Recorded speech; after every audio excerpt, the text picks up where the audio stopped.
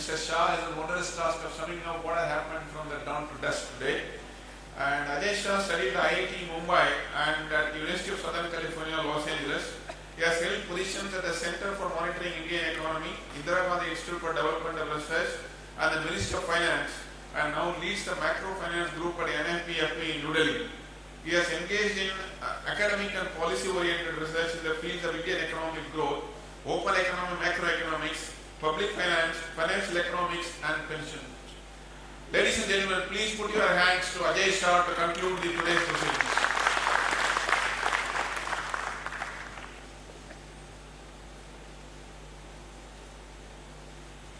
Hello everybody, thank you for being here late in the evening.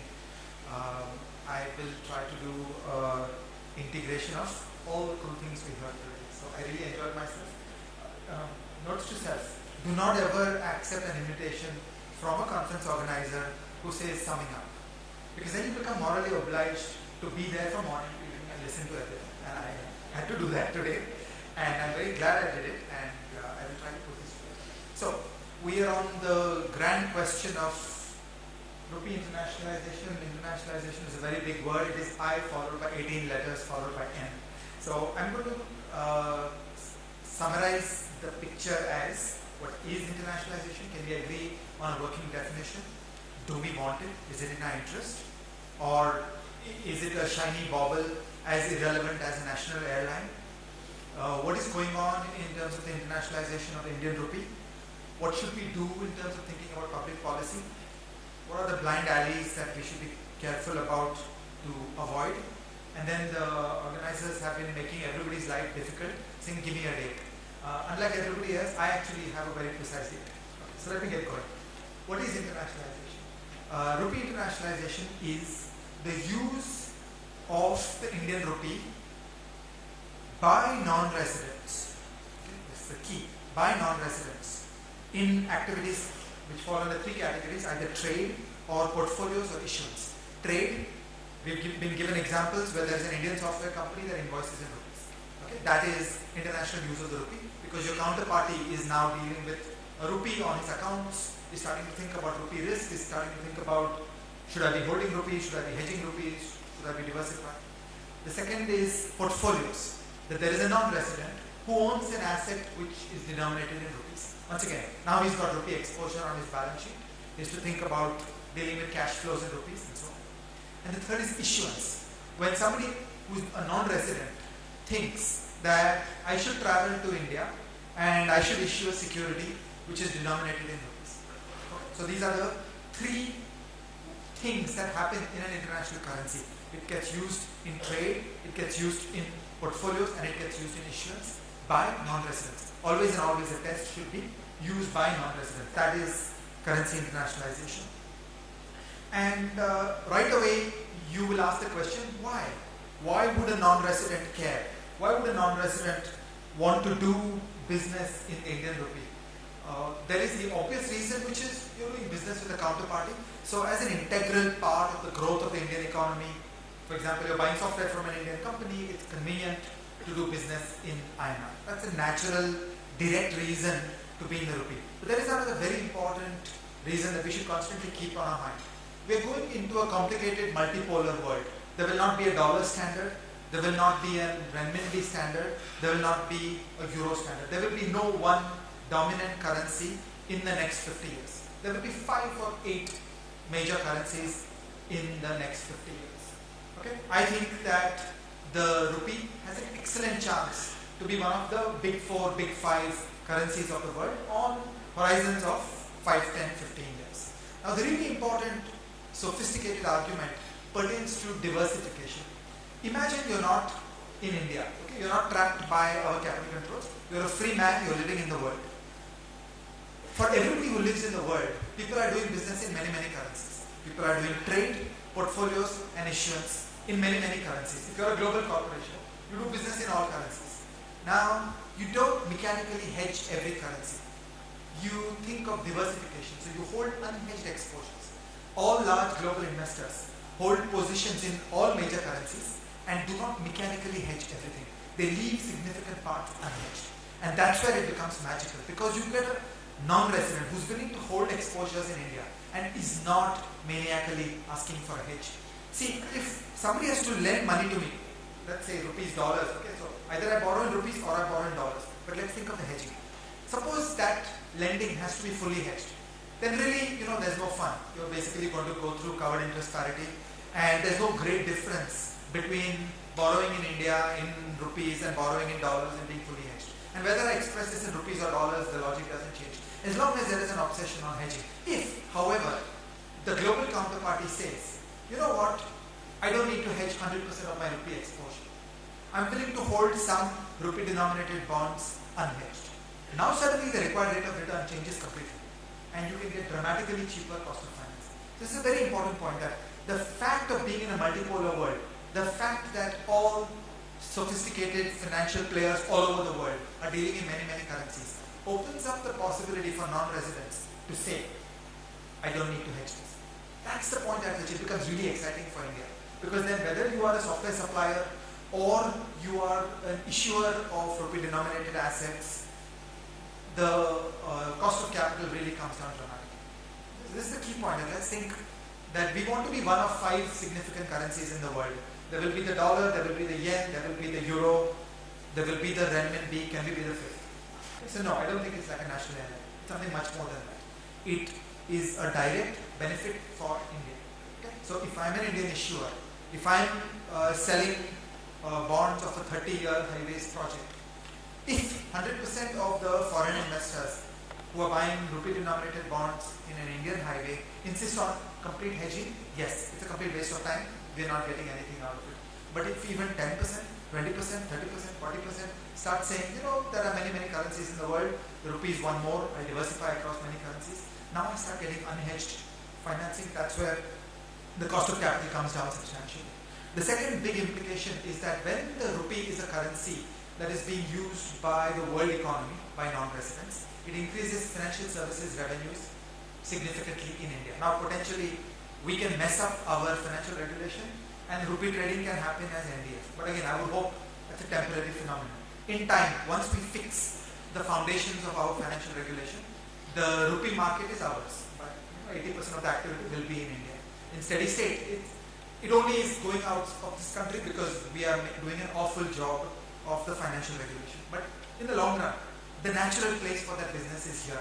The natural place to do investment banking for rupee-denominated securities is here. The natural place for their entire ecosystem and all the attendant financial services revenues is here. It is fitting and appropriate that we are doing this in the Bombay Stock Exchange. Okay, this exchange will trade securities which are denominated in rupees, which are being issued by people all over the world. There's an entire ecosystem surrounding that. There are legal services, there are research services, there are accounting services, there's securities intermediation, there's exchange, there's depository, there's just so many areas of business. This is the lifeblood of Bombay. So this is what our natural business is. There's also a concept of seigniorage income, that when the government issues securities in rupees and the whole world is willing to hold those, it increases the free financing that the government gets. And that's one more thing that we as India would be happy to get. So I think I'm pretty unambivalent that internationalization of the rupee is good for us and we should aspire to do it. It may not be easy to get there, but it is a desirable direction to go into. Now, let me go to point number 3. What's the status report? What is going on? So, test number 1, using trade, using invoicing. I think you heard several fascinating stories. I think a little bit of invoicing in rupees has begun. I think it's absolutely fascinating. It's a really important new development that there are global firms who are starting to say, okay, I'm willing to put a little bit of rupee exposure into my P&L. Then test number 2, portfolios. Well, the biggie is the equity market. Okay, the shares of Reliance, the shares of SBI are denominated in rupees, and that's a significant asset class which is now being held all over the world by non-residents. So that's one clear place where we have a victory, that we have created an asset class, namely the Indian equity market, where we issue in rupees, the non-resident bears the currency risk, and this is now serious money by world standards. In everything else, we are floundering. INR bonds are much smaller. It's again a story of the financial reforms.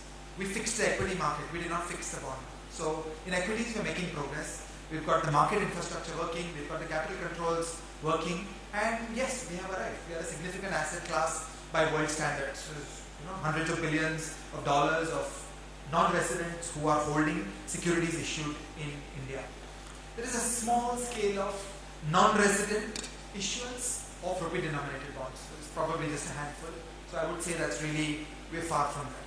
And the trade account use of the rupee, the portfolios which are holding rupees, and the issuance in rupees, all that feeds into an outcome which is trading of the rupee dollar market. So in our heads we should be clear to make the distinction that rupee trading is the consequence of rupee internationalization.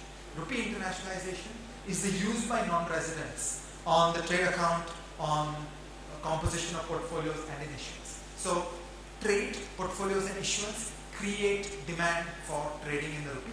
The manifestation of that is turnover in the rupee dollar. Yes, we're seeing decent turnover in the rupee dollar. The growth rates in particular have been pretty exciting. If you think of the next 10 years as being anything like the growth of the last 10 years, then the rupee is going to be a significant currency as we go forward. There was a lot of discussion on the onshore market and the NDF market. I just want to summarize this saying that the natural outcome is for India to dominate Nifty trading. The natural outcome is for India to dominate rupee trading. However, because of mistakes of what we do in India on financial regulation, on capital controls and on taxation, a lot of that business is going out. I don't think of it as immoral or anything like that. People should go do business wherever they like. That, there was a time when we banned all kinds of good things from being done in India and people were doing them abroad. So this is just one more of that. This is the old story that we make mistakes in India, business moves offshore. Now I come to the public policy agenda. What should we be doing in terms of trying to build towards the agenda of the internationalization of the rupee? I said trade portfolios issuance. For portfolios, a dominant consideration is store of value, as Rajeshwari emphasized. Where does store of value come from?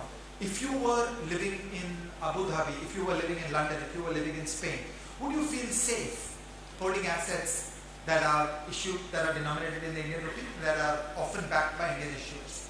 That really becomes a question of three things. The first test is inflation targeting. Okay, do you believe that India has institutional commitment to inflation targeting? Because otherwise there will be a bout of inflation and your asset depreciates in its value. So the first test is, do we have an inflation targeting that works? Many people emphasize that the glass is half full. We have the Monetary Policy Framework Agreement. For the first time after 1934, RBI has an objective. However, I'm not sure as of yet that RBI is walking the talk. So, when you look at the actions of RBI, I'm not sure there is commitment to the inflation target. It seems to be a currency pegger as much as an inflation targeter. So, I would say it's still work in progress. We've begun on setting up a sound central bank, but we are yet quite some steps to go. The second big test is rule of law and democracy. Again, several people talked about this, several people emphasized this. You're living in Spain, there's a country far away. Do you feel safe? It's as simple as that. You feel safe that the country will not have a revolution, the country will not have an upheaval, and you feel safe when there's rule of law. You feel safe when it's not case by case. You feel safe when it's not discretion. You feel safe when there is a clear, well-established set of law and rules and procedure governing financial transactions, governing capital controls, governing tax. Okay, so we have coined the phrase tax terrorism, but there is terrorism all across our landscape. So rule of law is the magic that makes people safe. If you're going to live 5,000, 10,000 kilometers away from India and you want to think about store of value, then you need to think about feeling safe. And that's rule of law. It should be the greatest dharma of everything we do in public policy in India. So Ajit was a little dismissive, saying, yeah, it's a little yucky when we do case by case, when we do discretion. I would say no. Rule of law is the foundation of the Constitution of India. It is illegal to do the things that we're doing in India today. People will go to Tihar jail for violating the Constitution. It also makes practical business sense to do rule of law, because that's how you create a global environment where people feel safe in engaging with us. The next piece is about finance. That if there is going to be a world of non-residents who participate in the Indian rupee and engage with the market and use the market, then they're going to need a financial system. I said the use in trade, the use in portfolios, the use in issuance, but all this is related to the financial system. All the users of activities in Indian rupee feed off one power plant, and that power plant is called the bond currency derivatives nexus. It is the integrated set of markets for currency, bond market, and derivatives. And if you don't get this going, then you've fundamentally undermined the case for non-residents to be able to use the Indian rupee. I want to make just one example. There was talk about the test of having an underlying exposure for trading on the rupee derivatives, and there was this discussion that, look, let's be reasonable, if there's a problem, we'll talk about it with the regulator and so on. I want to talk this through in 3 steps. Bharat Doshi is old enough to remember there was a time in India when the Planning Commission had a rule. Okay? They had a rule which said that aluminum cannot be used for the purpose of making cans for soft drink. Okay? So if you're going to sell Thumbs Up, there was no Coke there. If you're going to sell Thumbs Up, it had to be in glass bottles. It could not be in cans of aluminum. Why? Because the government said so. Okay? And then all of us would get into a debate, but well, what if the can was 500 ml and not 300 ml? And the Babu in Department of Industry, Department of Commerce, Planning Commission, they're really nice guys. They're my friends. I send them Diwali gifts. They're open, they're accessible. They'll give me a meeting. I can discuss with them that can we have a rule that up to 500 ml it can be banned, but above 500 ml it can be done. Okay? And that was the kind of reasonable discussions we used to have in India in the days of central planning. I was reminded of that when we get into this reasonable discussion like 200 crore and all that. The idea that a government prevents you from putting your money into a derivatives position on the rupee, I consider that illegitimate. Who is the government to tell me what trades I should do? Does the government tell me to trade Nifty futures? To not trade Nifty futures? It is not the business of the government. I think there is as much legitimacy in asking for an underlying exposure as in the government telling you that you cannot use aluminum for the purpose of making Coke cans. Okay? And that is the issue of smart regulation. Smart regulation is about saying, what is the objective? What is the problem in society that I'm trying to solve? Can you demonstrate that there is a problem in society that I'm trying to solve? Can you show me that the claimed intervention addresses the problem? Can you show me that the costs to society are outweighed by the benefits to society? This discipline of thinking, this intelligence of knowing economics and applying it into the process of lawmaking. We are really pre-1991 real economy in what is happening in Indian finance today, and this is something that we need to worry about. As Sajid emphasized, these are all good objectives by themselves. Okay? Improving our rule of law, improving our tax system, not having tax terrorism. These are all noble and wonderful objectives in themselves. We should be pursuing them because they're good and important for themselves. As a side effect, it's going to help rupee internationalization. So I'm not here to preach rupee internationalization as a distinct goal. It's a good goal. I think we will get there. But the raw materials required to get there are actually mainstream good things for all of us every day. Which brings me to my 5th point about blind alleys. That can we be careful about some blind alleys? The first blind alley that I would be careful about is let us not make a fetish of rupee internationalization. It should not be a central planning target that how much rupee activity is taking place. Okay? So if we turn this into a mechanical attitude about targets and saying I will get this done, we will not get it done. As Rajeshwari emphasized, the UK became the financial center of the world by itself, not because government policy made it so. There was just one remarkable stroke of good luck that in 1806 Napoleon destroyed the financial center in Amsterdam because, like many continental intellectuals and thinkers, he thought that financialization was a bad thing. He thought that it was the world of the real economy which should be fostered. He was the one who made the joke about England being a nation of shopkeepers. So the destruction of Amsterdam as a financial center basically set the stage for London to take off. The UK government did not do anything. They just did rule of law. The UK pushed a high quality common law legal system and they did not interfere in the economy. They did not do central planning. London happened by itself. The handover from the UK to the US did not happen as an outcome of state policy. It happened because after the First World War, London and the UK was in a huge mess. Germany needed to borrow on a vast scale to pay war reparations. They did not have a current account surplus to pay war reparations. And the only financial system that could support that was New York. And suddenly New York got a giant order flow in terms of issuance by the German government. And the only currency they could denominate in was the US dollar because New York would not accept other currencies. The rest is history. That's how New York took off. Japan, on the other hand, tried a public policy push for JPY internationalization. They tried mighty hard for 10 years and they failed. Okay? I have a good friend who was formerly in the Ministry of Finance in Japan, who is now an academic. And he says, we tried and we tried and we tried. We doubled and doubled our effort because we firmly believe that it was our manifest destiny that the JPY was going to be a currency. And he says, we failed. And we've stopped. We've given up. We're never going to try this again. That a public policy push to make an international exchange rate doesn't work. You just stick to the knitting. You do the foundations. That's about all we can do. And now we have China, which is trying a public policy push. China is a central planning ethos. They may try these kinds of things. We should not. We should dream of being a liberal democracy. We should dream of being a market economy. In a market economy, you don't have a central planner. You don't have a wise man somewhere up there who's going to decide. The actions of everybody in this room is what makes the economy. We should not have this emphasis on thinking. Okay, similarly, I'm not excited about the IMF SDR basket.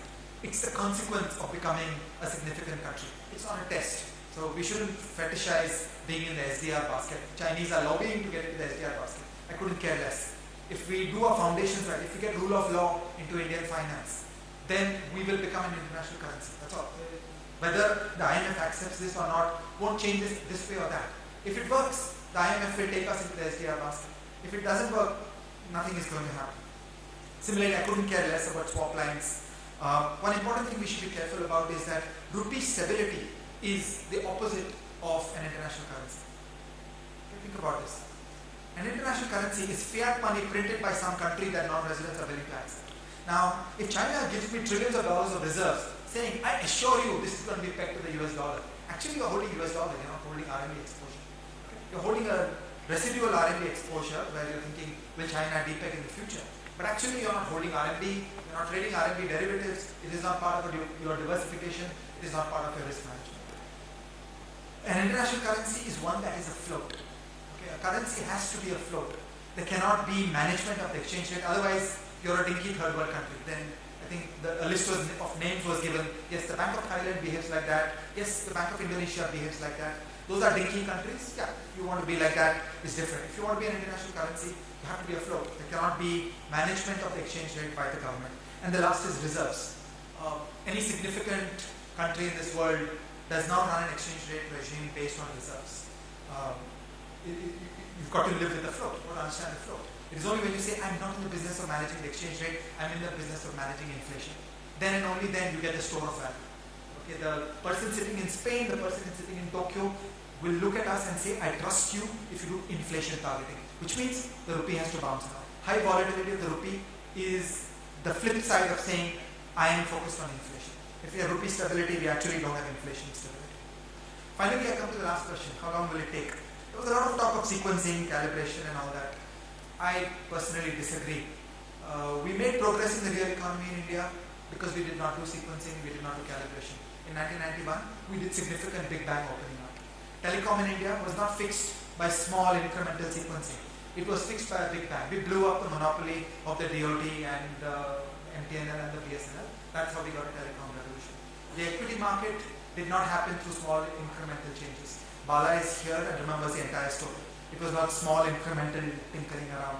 It was not calibration, it was not sequencing. We have to do significant changes. We've been talking about a lot of this agenda for a very long time, and I am personally a little gloomy that we're not making progress. I do not think the glass is half full. I think the glass is half empty. For many years now, we're doing intellectual work on understanding the problems of the financial system, but I don't think we're doing financial reforms. I don't think we're making progress. So I have a very clear date for the point at which there will be a significant evolution of the Indian rupee into becoming an international currency. It will be the date 5 years after the date Parliament enacts the Indian Financial Code. That's the scale on which we have to think. Thank you. I am done.